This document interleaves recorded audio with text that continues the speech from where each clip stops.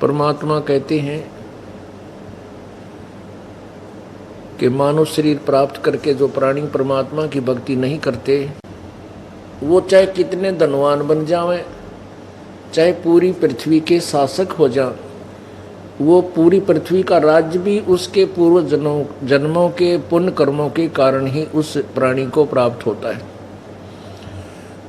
और वो सीमा होती है उसकी, उसके पास वो कितने दिन रहना है, उससे अधिक नहीं रह सकेगा। चाहे वो कितने जतन करे, कितने ही अत्याचार करे, चाहे कितना ही वो कुछ करे, जब तक उसके संस्कार में लिखा है तभी तक वो शासक बना रहेगा। यदि परमात्मा की साधना नहीं की तो परमात्मा कहते हैं कि रति कंचन पाया नहीं, रावण चलती बार, सर्व सोने की लंका होती रावण से रणधीरम, और एक पलक में राज बिराजी जम के पड़े जंजीरम। पूरी सोने की लंका बना रखी थी, इतना धनवान राजा था और स्वयं भी सूरवीर बहादुर था, खूब योद्धा था। और जब उसके माड़े दिन आए, यानी उसकी बैटरी डिस्चार्ज हुई, वो पुण्य समाप्त हुए जो उसने सारे जीवन के और पूर्व जन्मों के जो भी साधनाएं करके उसने एकत्रित किए थे, जब वो उसके पुण्य समाप्त हुए, वो पहले चार्ज की हुई बैटरी डिस्चार्ज हुई तो एक ही समय में तुरंत ही पूरे कुल का नाश हुआ, मृत्यु को प्राप्त हुआ और नरक में वास हुआ।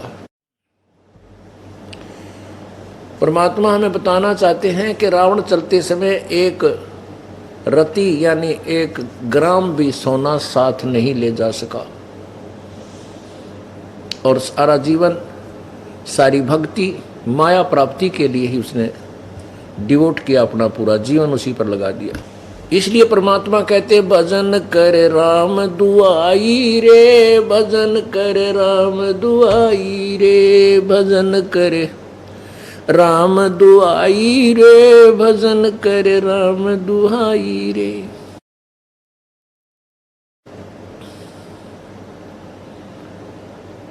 परमात्मा कहते हैं भजन करे राम दुहाई रे, भजन करे राम दुहाई रे। परमात्मा हमें ये बताना चाहते हैं कि भाई तौबा कर ले इस जीवन तय, और तौबा कर ले इस काल के राज और पाट और संपत्ति से। भजन कर ले राम दुहाई, भजन कर ले।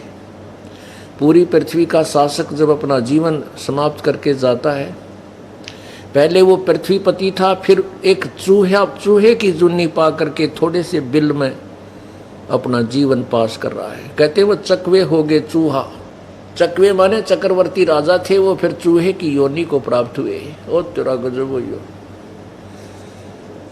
इसलिए परमात्मा कहते भजन कर राम दुहाई रे, भजन कर राम दुहाई रे। बहुत बुरा हाल होगा तेरा, का अगर दुहाई है राम दुहाई, भाई बच ले इस बुराई तक। तो पुण्यात्माओं, जब तक हम सत्संग में नहीं आते,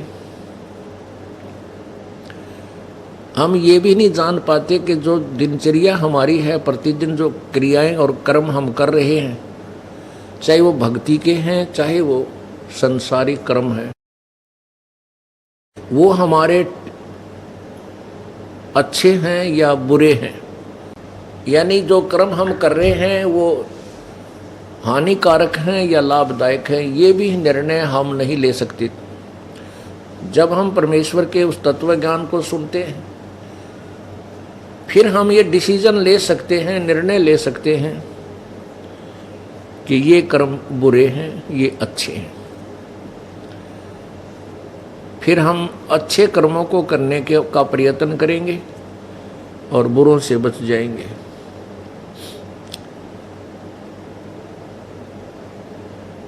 इसलिए सत्संग के अंदर आना अति आवश्यक है। हम मार खा जाते हैं सत्संग ना सुनने से। जिसने 2-4 वर्ष नाम लिए लोगे और श्रद्धा से लगा हुआ, तो उसको परमात्मा घना सुख दे देता। कबीर परमेश्वर उसको याद भी ना रहते, तू कभी दुखी था, तेरी बयान माटी हो रही थी और के हाल था, एक पैर हॉस्पिटल में, एक पैर घर में रहा करता। या कोई और समस्या, कोई मानसिक परेशानी रहती थी, फिर सुख हो जाता है।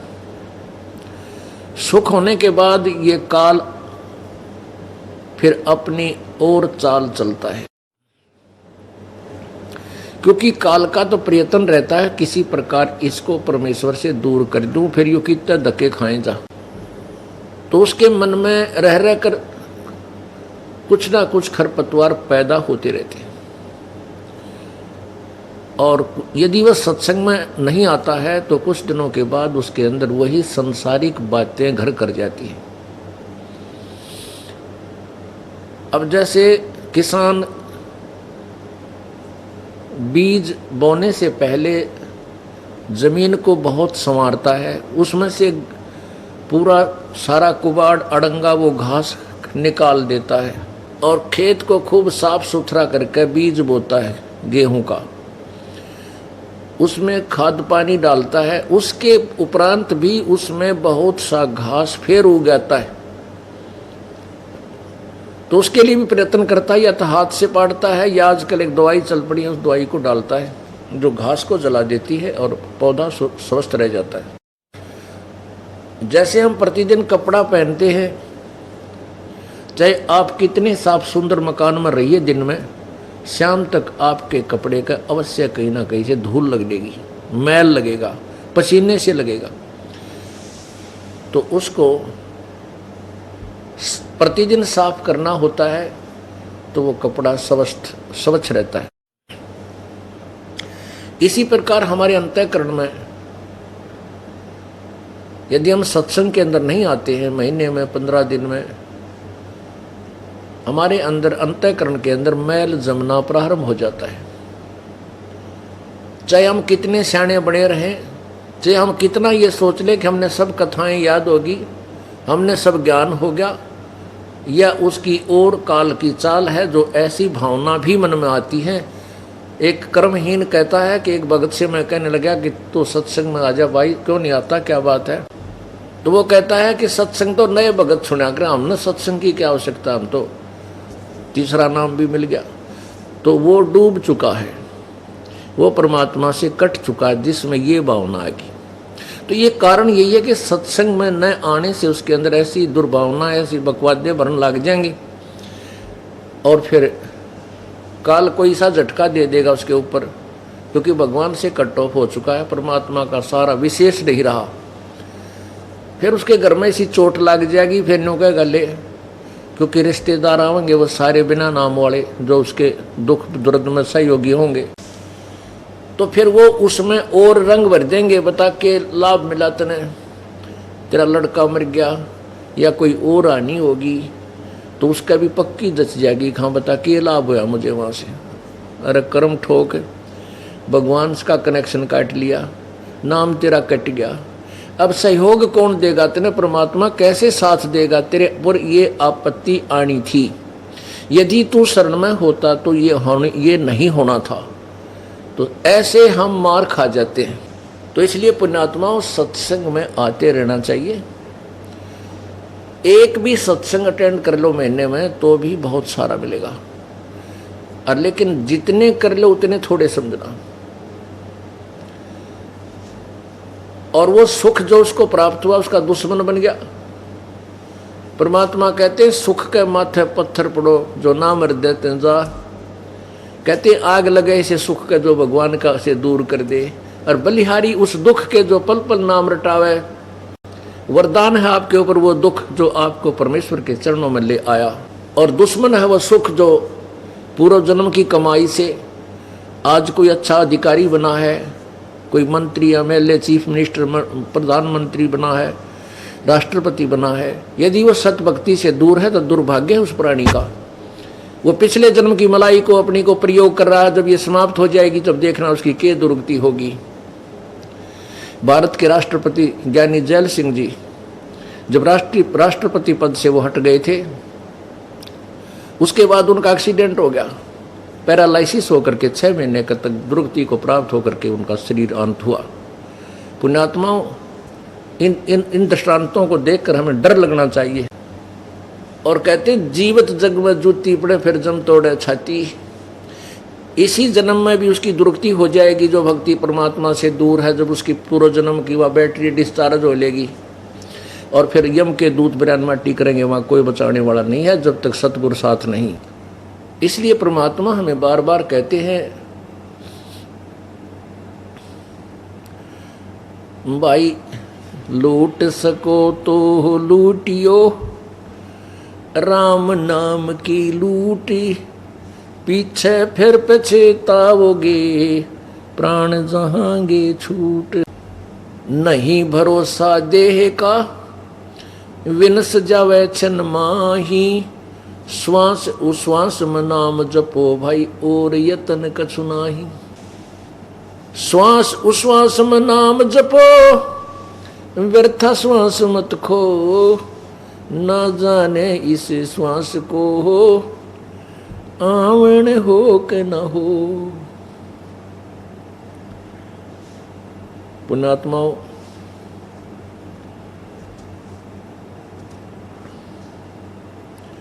परमेश्वर जब आते हैं अपनी प्यारी आत्माओं को भक्ति से परिपूर्ण करते हैं, तत्व ज्ञान देते हैं, सत्य साधना बताते हैं, उनको भक्ति का धनी बना करके वो प्रस्थान कर जाते हैं, अपने सतलोक चले जाते हैं। आज से 600 वर्ष पहले परमेश्वर आए थे। उन्होंने यही तत्वज्ञान जो दास उन्हीं का दिया हुआ, उन्हीं की अनमोल भेंट जो अपनी पुण्यात्माओं को देकर चले गए, ये दास आपको बांट रहा है, आपको बखेर रहा है, दे रहा है। उस समय परमेश्वर आए थे, अपनी शक्ति से अपनी प्यारी आत्माओं को अपने चरणों में लगाया था, क्योंकि उस समय हम ज्ञान इतना नहीं जान सकते थे जितना अब वर्तमान में हम समझ सकते हैं। ये काल क्या चाहता है? काल ये चाहता है कि ये प्राणी भगवान से कति आस्था हटा ले, ये नास्तिक हो जा। फिर काल का दाव लगा रहेगा कि ये तत्व ज्ञान से दूर रहें, परमात्मा से आस्था हट जावे, ये नास्तिक हो जावें और बुराइयां में लग जावें, आपस में लड़ाई झगड़े, चोरी ठगी, इन बकवादों में ये प्राणी बढ़ा रहे, लगा रहे। और परमेश्वर कबीर जी चाहते हैं कि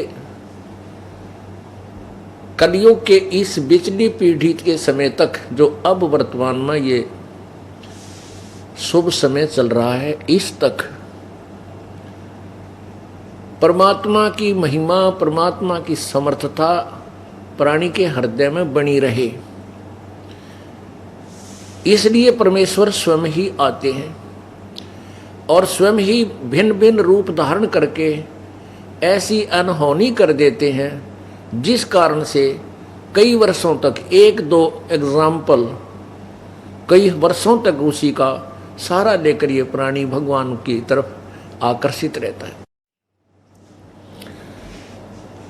और काल ये चाहता है कि ये भक्ति से दूर हो जाए, भगवान ये भजन नहीं, शास्त्र विरुद्ध साधना करते रहें, जिससे इनको लाभ कुछ होना नहीं। फिर कोई आपत्ति आवेगी, वो पूरा ही कैर ढा जाएगी और फिर अब पूरा परिवार नास्तिक हो जाता है। कहते हैं हमने इतनी साधना की, हमें लाभ क्या हुआ, जबकि वो साधना शास्त्र विरुद्ध थी।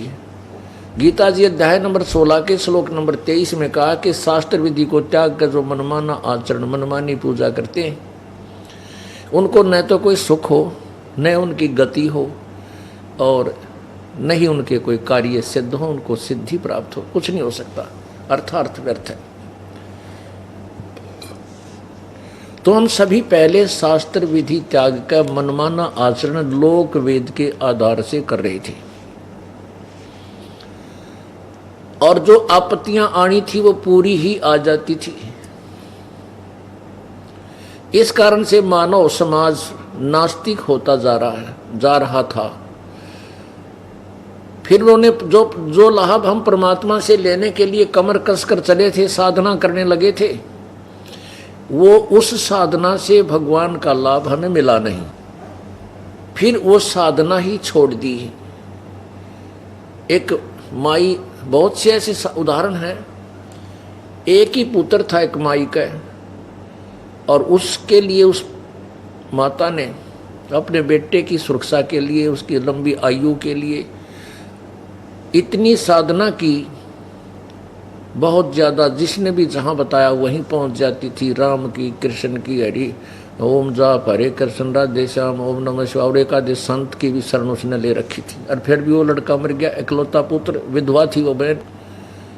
उस इकलौते पुत्र की मृत्यु के बाद उसने सारे देवता ठाकर और कुरडिया पर फेंक दिए गोबर में, और कति नास्तिक होगी। अगता कित भगवान कित नहीं, सब बकवाद है। और काल यही चाहता है कि ये भगवान से दूर हो जाए, फिर इनकी मैं आप रेल बनाए रखूं। और परमात्मा ये चाहता है कि मैं अपनी प्यारी आत्माओं को, जब तक ये भक्ति युग, अब तो बातें खत्म होगी, अब तो इतने अनहोनी करेगा परमात्मा, करन लाग रहा है। हम पहले एक आध उदाहरण सुना करते, ध्रुव और प्रहलाद और मीराबाई का। यहाँ आपको लाखों उदाहरण हम पेश कर सकते, जो परमात्मा आप सतयुग में सुना करते, वो लीलाएं आज कर रहे हैं। इस समय के लिए परमात्मा क्या करते थे, जैसे ये दास, जब हम पढ़ते थे सभी बच्चे, और जो भी हम किसी इष्ट या भगवान का आसरा लिए हुए थे, उसकी भक्ति करते थे, तो हम सोचते थे जैसे हम पास हो गए तो अपने दादा श्याम जी की जय हो, हनुमान जी की जय हो, श्री कृष्ण जी ने पास कर दिए। फिर हम जैसे नौकरी लग गए, फिर नौकरी लगी तभी शुक्र मनाया कि हमारे दादा श्याम जी ने नौकरी ला दी, हमारे दादा हनुमान जी ने ऐसे कर दिया, श्री कृष्ण जी ने ऐसे कर दिया। फिर बालक हुए, लड़का हुआ, खुशी मनाई, दादा श्याम जी ने छोरा दे दिया। और फिर बीच में अपने जीवन में ऐसी आपत्तियां आई, और ऐसे समय पर हमारी रक्षा हुई, तो हम सोचा करते थे हनुमान जी ने, श्री कृष्ण जी ने हमारा जीवन बचा दिया। तो हमारा जो सुई थी भक्ति की, इन भगवानों पर डटी हुई थी हमारे दिमाग की, और हम इनसे ही वो सुख हुआ मानते थे, उन्हीं से हम सुरक्षा हुई मानते थे। अब पता चला, इस तत्व ज्ञान से पता चला, गीता जी अध्याय नंबर 15 के श्लोक नंबर 17 में स्पष्ट किया है कि उत्तम पुरुष तु अन्य परमात्मा इति उदाहरते, ये लोक तरम आविश्य विभर्ति अवय ईश्वर। वो परमात्मा तो और है जो तीनों लोकों में प्रवेश करके सबका धारण पोषण करता है। इन ब्रह्मा विष्णु महेश पर आपत्ति आती है, तब भी ये प्रभु को याद करते हैं। देवी पुराण में लिखा है, दुर्गा ने कहा है ब्रह्मा को कि जब तुम्हारे, तीनों को कहा ब्रह्मा विष्णु महेश को, कि जब तुम्हारे ऊपर कोई आपत्ति आ, हमें याद करना। श्रीमद् भगवत गीता सिकंद तीसरे में लिखा है, श्रीमद् भगवत देवी भागवत देवी पुराण के तीसरे सकंद में लिखा है कि देवी कह रही है कि ब्रह्मा विष्णु महेश अपना अपना कार्य संभालो, उत्पत्ति सतिथि और संहार ये तुम्हारे कार्य हैं। तुम्हारे ऊपर कोई आपत्ति आवे तो हम दोनों को याद कर लेना, ब्रह्म और दुर्गा को। तो पुण्यात्माओं ये भी भगवान को याद करते हैं। अब कर्म के अंदर जब दंड आता है तो ना दुर्गा बचा सकती है ना ब्रह्म बचा सकता, वो पूर्ण परमात्मा को याद करें तो बचा सकते। तो ये भगवान को याद करते हैं, लेकिन फिर भी इन ब्रह्मा विष्णु महेश की आपत्तियां भी नहीं टलती। जैसे श्री कृष्ण जी को दुर्वासा जी ने श्राप दे दिया था कि यादव कुल का नाश होगा। श्री कृष्ण की आंखों के सामने पूरा उसके पोते पड़पोते और पूरे भाई रिश्तेदार सब कत्लेआम हो गए, नष्ट हो गए, बर्बाद हो गए, और वो कुछ नहीं बचाव कर सके। जिसके सामने पूरा कुल नाश हो जाए कि वो जीव सुखी हो सकता है? कभी नहीं हो सकता। तो पुण्यात्माओं, हम सोच ये रहे थे कि ये भगवान हमारी रक्षा करते, नहीं, वो प्रभु कोई और है, वो सतलोक में रहता है, उसका नाम कबीर है। उसी का संदेश लेकर के ये दास इस भूतल पर आया है। प्रभु की कृपा से अब ये सच्चाई और सत्यज्ञान सबके समक्ष होगा। तो पुण्यात्माओं, जैसे वो प्राणी विमुख हो गया जो पहले भक्ति हमारी कर रहा था, अब उसने काल प्रेरणा से अपनी मंदबुद्धि से सत्संग में आना छोड़ दिया, और ये कहने लगा कि सत्संग तो नए भक्तों के लिए होता, हमें तो पूर्ण ज्ञान हो गया। यह भी कमजोरी है, ये भी वीकनेस है उसके अंदर, उसके नाश का कारण है। जैसे किसी भी प्रकार का आपके दिन में प्रेरणा आती है और सत्संग और सतगुरु की तरफ आने में आलस बनता है, आपके अंदर कमजोरी है, वो भी कमजोरी है।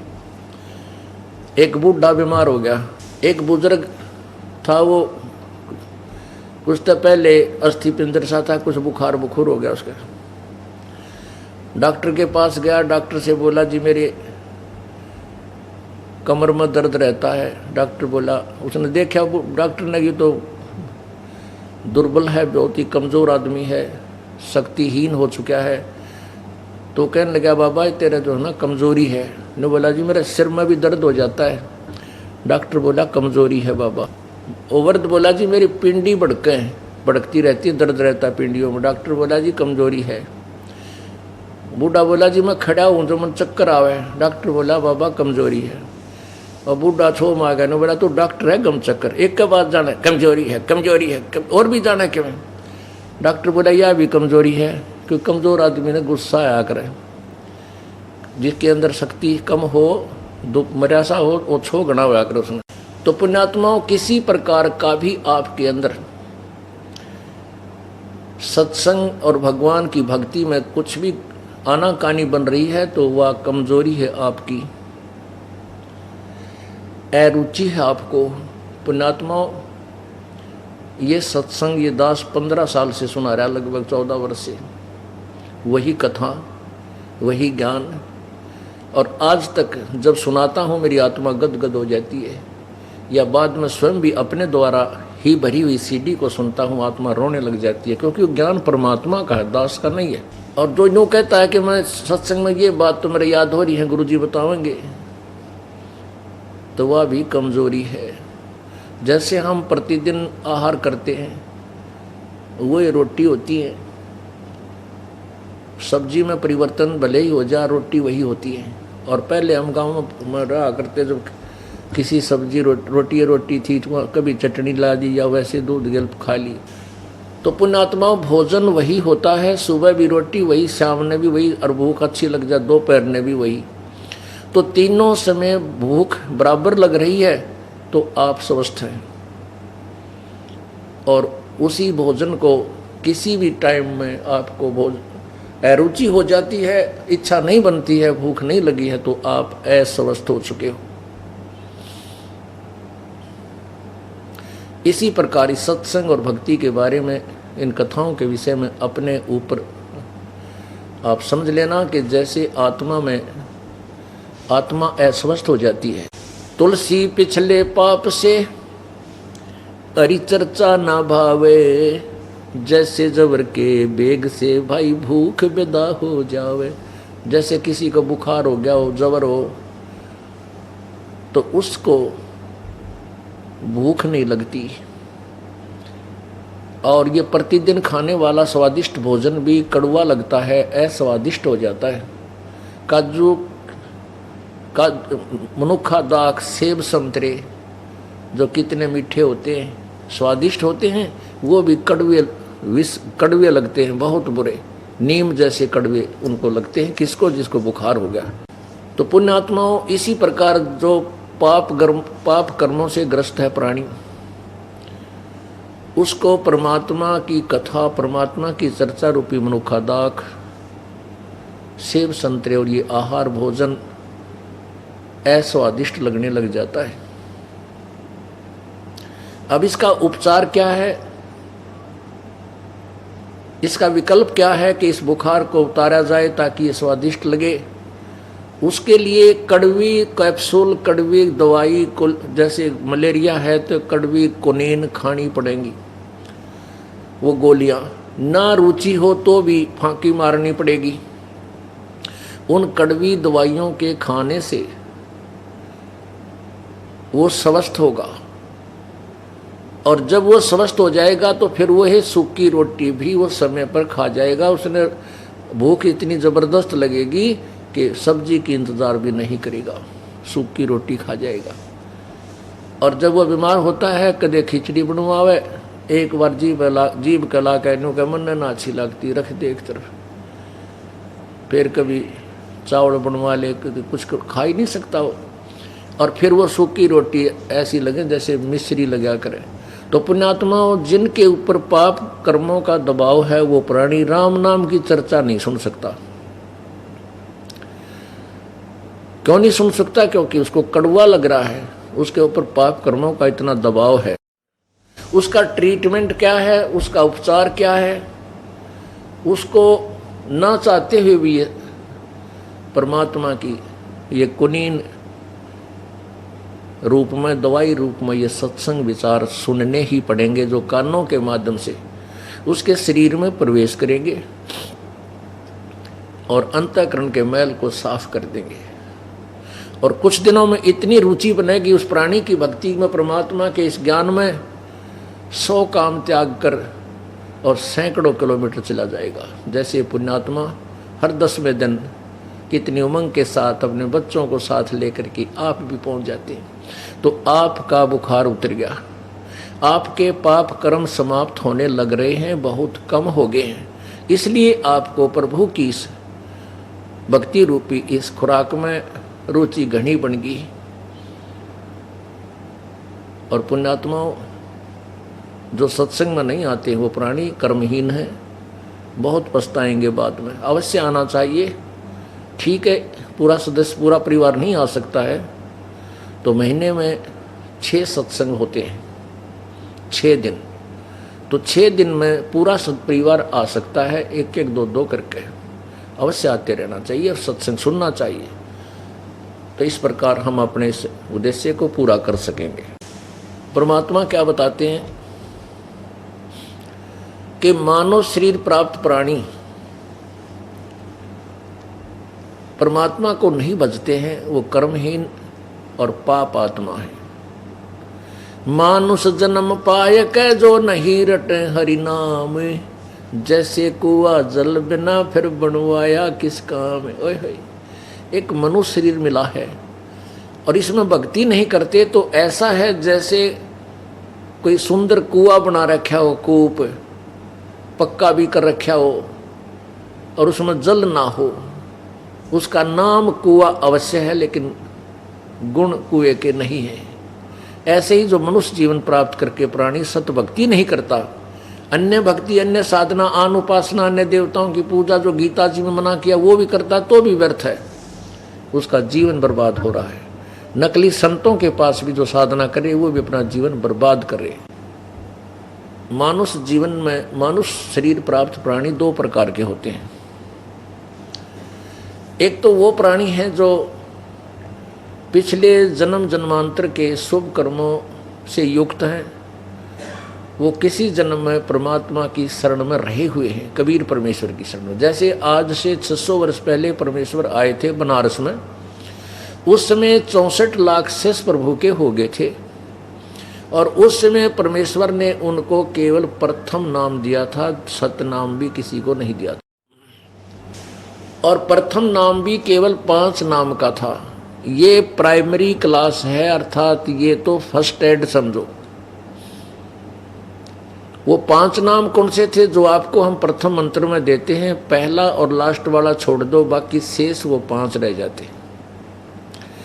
यही जाप प्रभु दिया करते थे। इन 5 नामों का ईश्वर अभी तक मचा हुआ था। जैसे एक पंथ है वो 5 नाम देता है कि गुरु ग्रंथ साहिब में लिखा 5 नामा के विषय में। गुरु ग्रंथ साहिब में उन 5 नामों का खंडन किया जो वो बताते हैं, निरंकार, ओंकार, ज्योति निरंजन, सतनाम और सोहम, कहते वो नहीं, वो मंत्र कोई और है।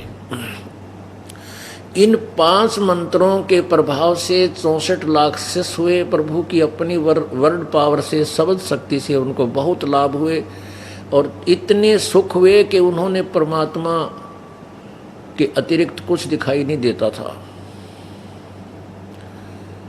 वो ज्ञान नहीं समझे क्योंकि उस समय अशिक्षित समाज था, लेकिन परमात्मा की समर्थता से वो पूर्ण रूप से प्रभावित थे कि कबीर जो है ये कोई परमात्मा तो नहीं मानते थे लेकिन ये मानते थे कि इसकी ये शक्ति वाला साधु है। हम मार क्यों खा गए कि हमने कबीर परमेश्वर को परमेश्वर नहीं माना। क्यों नहीं माना? क्योंकि हमें ज्ञान नहीं था। और परमात्मा बार बार कहते हम ही अलख अला हैं, कुतुब गोस और पीर, गरीबदास खालिक दनी मेरा नाम कबीर। सैकड़ों बार परमेश्वर ने कहा मैं परमात्मा हूँ भाई, पूर्ण ब्रह्म हूँ, सारी सृष्टि का रचनहार हूँ। लेकिन उस अज्ञान छुरी जो अन्य संतों ऋषियों ने दंत कथा लोक वेद सुना रखा था, भगवान तो निराकार है, वो तो ऐसे है, वो ऐसे है। और फिर भगवान जो साकार मानने थे वो राम और कृष्ण, विष्णु, शिव, शंकर जी तक सीमित थे। इसलिए परमात्मा ने आज से 600 वर्ष पहले 64 लाख शिष्य जो बने थे उनको प्राइमरी की पढ़ाई कराई थी। इसलिए करागे थे कि इनके हृदय में इस भक्ति युग तक जो 500-600 साल के बाद आना था, तब तक इनको मनुष्य जीवन मिलता रहे और फिर इनके अंदर चाह भी परमात्मा की बनी रहे। उसी के परिणाम स्वरूप आपको मानव शरीर प्राप्त होता आ रहा था, जिस कारण से आपको परमात्मा की तड़फती चाह थी। इसलिए आप कहीं ना कहीं किसी साधना को कर ही रहे थे। उन्हीं 64 लाख शिष्यों में से परमात्मा की तड़फ और चाह में इन नकली संतों के जा फंसे, जो बड़े बड़े पंथ, उनके पास ना ज्ञान है ना कोई भक्ति है, कोरी बकवाद विचार है उनके, कहीं सिर पैर नहीं उन लोगों का। ये भोली आत्मा, श्रद्धालु पुण्यात्मा जो पिछले जन्म की पुण्य से परिपूर्ण थे, प्रभु के साथ रहे थे, उन्होंने कबीर परमेश्वर ने उनकी भक्ति करवा दी थी। वो भक्ति की तरफ उनको उठाए फिर रही है कि कहीं भगवान मिले, उसका रास्ता मिले, उसको प्राप्त करें। अब उनके जा फंसे उन नकली गुरुओं को असली संत मान के। अब जो हमारा प्रसंग चल रहा है कि 2 प्रकार से प्राणियों को मनुष्य शरीर मिलता है। एक तो जैसे अभी आपको बताया कि पूर्व जन्म में की हुई भक्ति कमाई से कंटिन्यूस 20, 30, 50, 100 जन्म भी मिल जाते हैं। यदि उन जन्मों में, मनुष्य जन्मों में, यदि उन मनुष्य जन्मों में परमात्मा फिर पुनः कोई परम संत नहीं मिलता, तो फिर 84 लाख योनियों में वो प्राणी चला जाता है।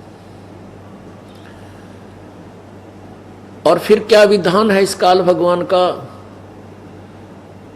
परमात्मा से तो गॉड कबीर परमात्मा ने इसको विधान बनाकर दिया हुआ है, इसने स्वीकार किया हुआ है। परमात्मा बड़े दयालु हैं। अब कोई ये कहता है कि कबीर परमेश्वर जी ने इसको 1 लाख मनुष्य शरीरधारी प्राणी खाने का श्राप क्यों दे दिया? ना देना चाहिए था, यो हमारी दुर्गति ना करता, यो और क्या करता यहाँ पर, इससे भी ज्यादा तंग कर देता और आपको सदा के लिए भगवान से दूर कर देता। ना जाने कितनी योनियां में आपको अलग मनुष्य शरीर नहीं देता, कदे यो भगवान के बारे में जान ले। इसलिए परमात्मा ने इसको ये श्राप दिया कि इसकी मजबूरी होगी मनुष्य जीवन देना, एक मनुष्य जीवन ये जरूर देगा, क्योंकि इसने खाना है, अपना आहार बनाना है।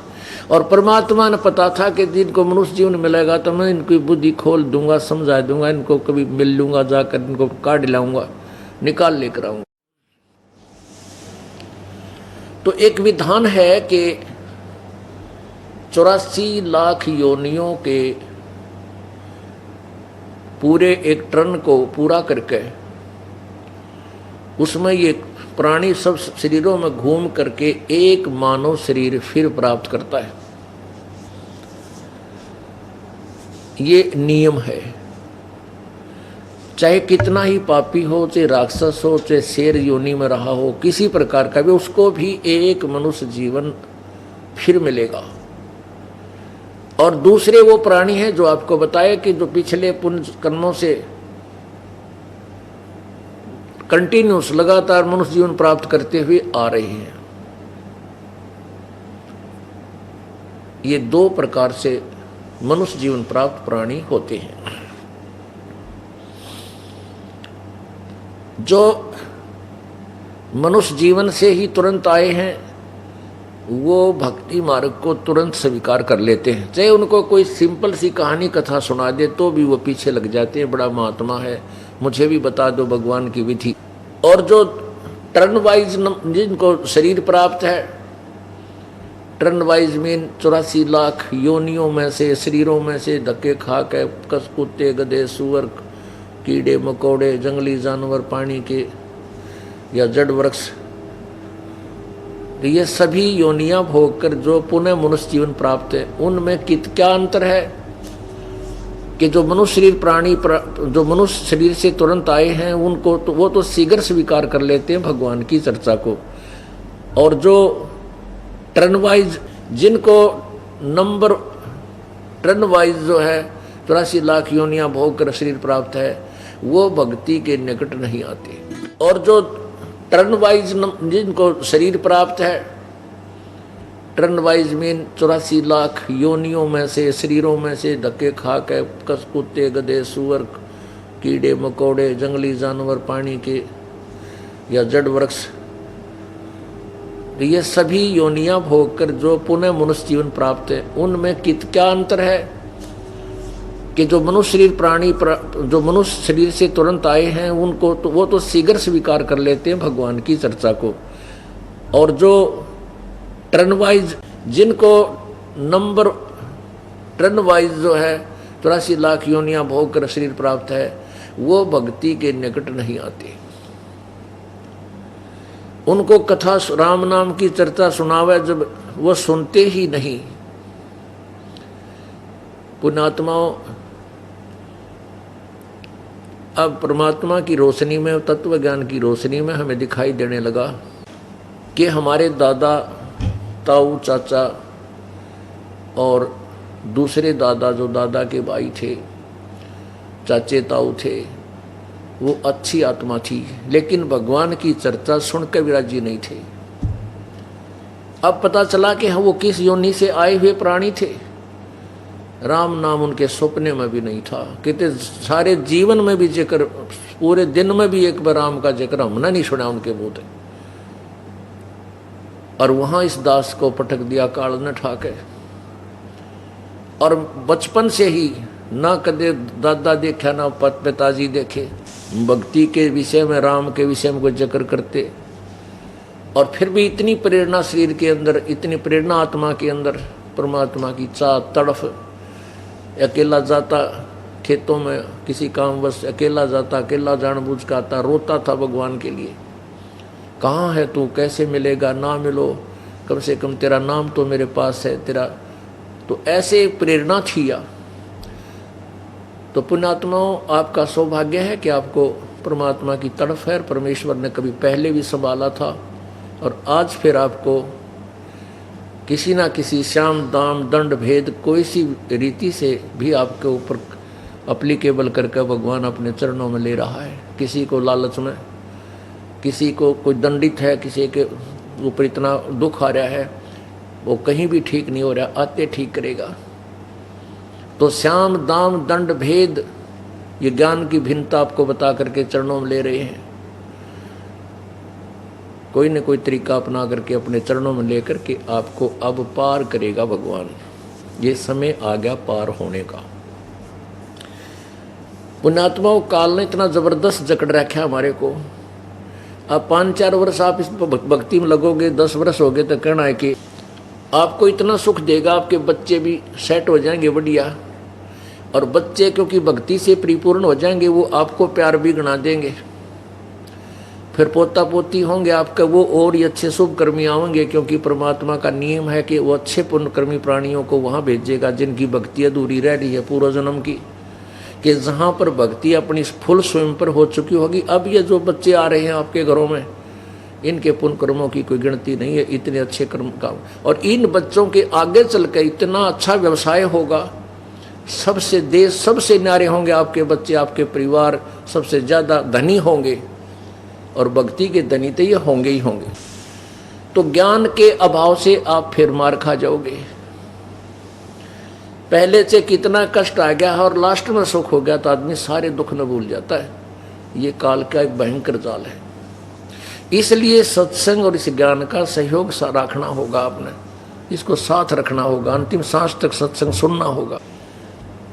तो आपको परिवार अच्छा लगने लग जाएगा, और फिर न सोचेगा सत के दरिया सतलोक में आड़े सतलोक हो रहा है। ऐले इतनी मन में आई अर्जा होगी मृत्यु, रह गया यहीं पर। फिर ना जाने कित पटकेगा काल ठाकर नाइजीरिया में अब्रन की तजड़, जहाँ पर राम नाम का जिक्र भी कौन हो, और वहाँ आपकी पुण्यात्मा आपकी पुण्य कमाई से मन मन वहाँ का राष्ट्रपति बन जावा। फिर किसी भक्ति ओ तेरा देख काल का कितना भयंकर जाल।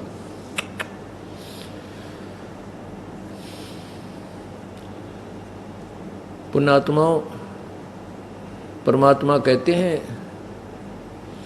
इंद्र दा राज कागदा बेष्टा ना भोगा इंद्राणी नू। जिसको परमात्मा की सतलोक जाने की जो चाह उसके सुख से परिचित हो गया, तो वो कहते हैं इंद्र स्वर्ग का राज भी काग के बीट के तुल है हमारे लिए, हमने नहीं चाहिए आग लगे इस राज को। जिसने सतलोक जाना है ये धारणा बनानी पड़ेगी। आराम एक कोई एक भगत आए न बोले जी गाँव में सरपंच बनाओ है मैंने, मैं कुआं में पड़ जा किता है सरपंच बने रहे तेरा गजब ये रोज ज्ञान सुनावा थरे तेरे फूट के भाग। और 10 साल नाम लिए नो लिए, क्यों घर में सुख हो गया, अच्छे ट्रक चालेंगे। गाँव वाले तेने सोचा कि 2 पैसे फालतू लाओगा, अच्छी दारू पे आओगा। मैं बोला कुआं में पड़ जाए इसका अच्छा था ना जी, मत आज्ञा लेना आया हूँ, मैं नहीं खड़ाऊँगा। फिर मैं इतना पूछ भी कैसे लिया मेरे ते तेरा गजब हुई।